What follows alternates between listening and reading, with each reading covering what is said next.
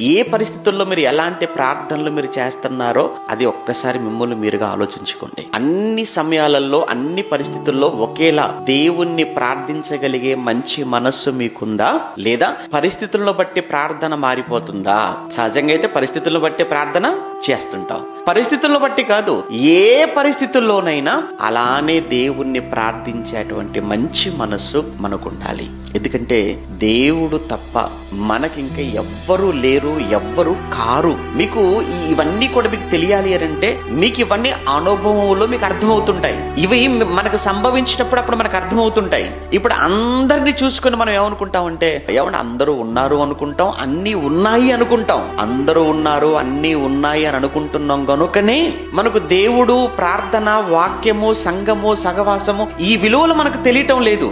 ఒక్కొక్కటిగా మనకు దూరం అవుతున్నప్పుడు అప్పుడు దేవుడు తప్ప ఇంకెవ్వరు మన కళ్ళ ముందు కనబడరు.